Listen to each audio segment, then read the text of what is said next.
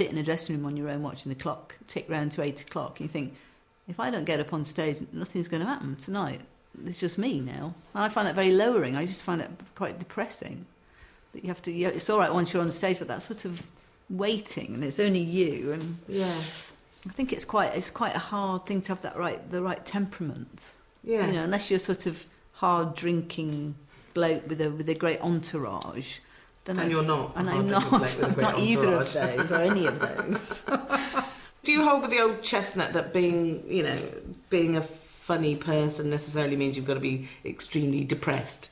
No, but I think it has to be said that a lot of people who choose comedy are coming from a place of alienation or of feeling apart or feeling disjointed from things, which gives them that great sort of crackpot view of things. It's not the people who were chosen for the netball team that are all our great stand-up comedians. It is spotty, specky, lard-arsed people generally, and people that an audience feel comfortable with. Yeah. I mean, in America possibly it's different. Their women tend to be more glamorous, but in England, women stand-up comedians tend to be a bit potato-faced. Yeah.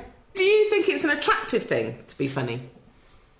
Yes. Did you ever find that it worked with boys when you were a bit younger, when you were on the lookout for the boys? No, it has never ever had any knock-on effect sexually. Shame. Yes, but, pity. Do you think... I'm not sure that it is attractive socially. No, I'm not sure actually, because I think people find it intimidating. They either find it intimidating or they feel they need to top you. Joke-wise. Yes. Or they need to impress you. I mean, I think that's after you reach a certain level of celebrity, then any encounter you have with a stranger is informed by the fact that they know you're a comedian, and so they can't just say, I got off a bus. They're, I got off a bus? Please, I want to know. But I think possibly around comedians, it's the desire of other people to please the comedian as well, to have the crack. Yes, I think so. I mean, I think people... I sense sometimes people are disappointed when they meet me because I don't usually say very much. But do you decide whether you're going to be generous then or not? Socially, I just don't have that urge to really talk to people I don't know.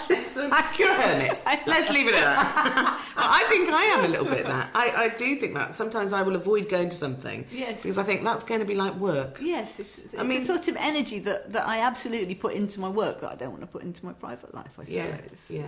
And people do tend to think... I know Lenny has this, where...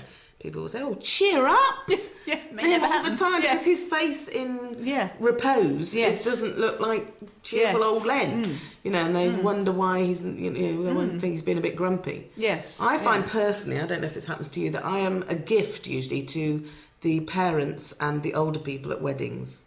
I am chosen to sit in a corner with groups of elderly relatives. Because I will behave and I will feel the need to entertain them a bit. Can't help that. I absolutely feel the need not to, really. But then I find that usually people will take over and entertain themselves, so that's fine. Yeah. I'm happy to listen to any old rubbish. So you definitely don't feel the need to... It's not performing necessarily, but it's being... It's pumping out that thing that you would pump out on stage. It is. And I don't like doing it. So maybe that's not natural to you anyway, to do that. No, I guess it's not. No. No. I think Jennifer's very like that. Jennifer is exactly like that. Jennifer Fathead. Oh, I know. Is very much like that. She really will not, and she's the only person I know. She'll barely open her mouth anyway. She's got a mobile top lip. She was told. She was told at drama college, a mobile top lip. Well, I was told I had a deformed jaw. Well, as I was being not accepted to drama school. Is that because you wouldn't speak? No, I was trying to speak when I was going my mouth to the sideways. You've obviously sorted since then. I don't think anybody would know. Jennifer is the only person I know that will sit at the hairdressers and say, "Could you not talk to me, please, because I really don't want to engage in any conversation while we're having a haircut." And then she doesn't have to speak. The rest of us are straining to discuss our holiday plans. Yes. Now I am thinking, oh God, I hope I've got enough energy to entertain this hairdresser for the next 40 minutes. What have I done in my life that I could exaggerate for her amusement? I mean, that's pathetic, isn't it? I'm definite need to please person. Do you seek approval from anyone? I think that the approval I've sought from my career has been enough, really. It hasn't had to to spill over. I don't seek it from everybody I meet. I'm not trying to impress everybody. I'm not trying to make everybody laugh. But it's been a real need for me to do that on stage. But luckily, I've had that. What happens with you and critics? How do you handle that? Very badly. I'm very oversensitive to what people say. I find it really upsetting. I try not to read them, even the good ones. I don't. It's too. I feel like I've got a skin missing, really. Yeah. I feel I should be robust and should say yes, it's tomorrow's chip paper, but those words are emblazoned on my mind. The first time I went to the Edinburgh Festival in '74 when I was about 21, and I had a review saying, well, at least when she's acting, she's not singing, so that's something, And, and my first play, it said, "Oh, we've seen this before," And I was so pleased to have written a play, and it really hurts. But can you remember as clearly as that any nice things people have written? I can't remember anything. No. Have you ever wanted to escape from an image you've created of yourself that you think other people have? Well, I've never really known what my image was, what other people...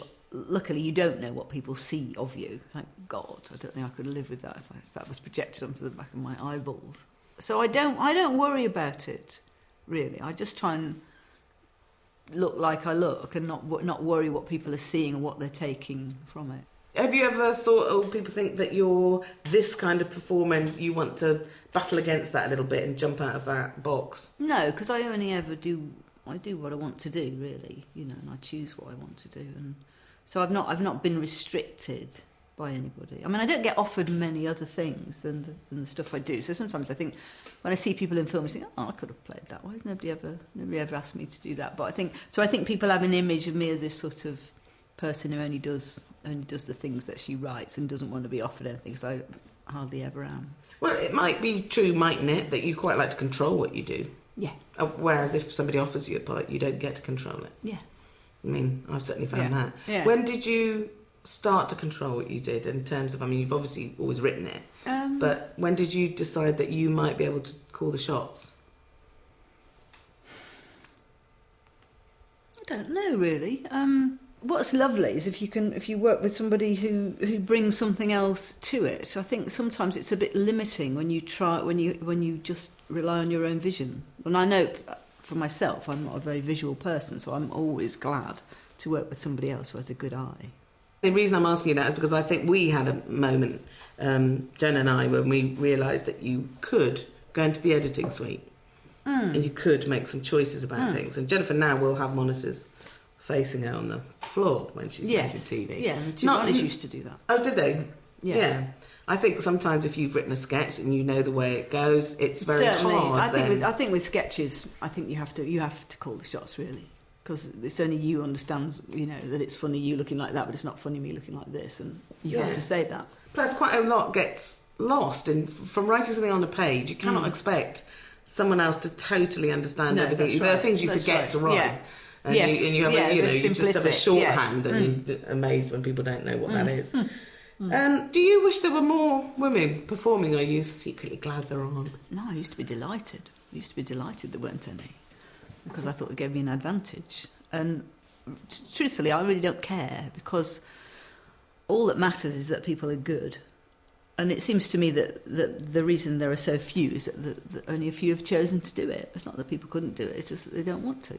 Because it is an odd thing to want to do, and maybe it is a more male thing to want to control a huge bunch of people. I don't know. I mean, I've always thought that the only way you'll answer that question is why there's so few, which you haven't asked me, but I'm asking myself and answering. You have to ask the ones who felt they couldn't do it, and you think, well, why couldn't you do it? There's this idea that there's female comedy and there's comedy, and I just wanted to be comedy. Yeah.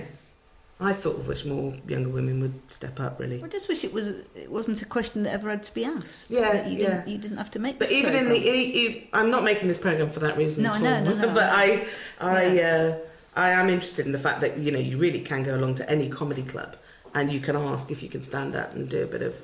You could do 3 minutes in front of the mic, and anybody will let you do that virtually. Yes. But for some reason, hardly any girls do that. Yes. Girls that are great and very funny just don't think that's a proper job, or they don't think they want to do it, and yet they love watching you They tell me they love watching us. So Yeah.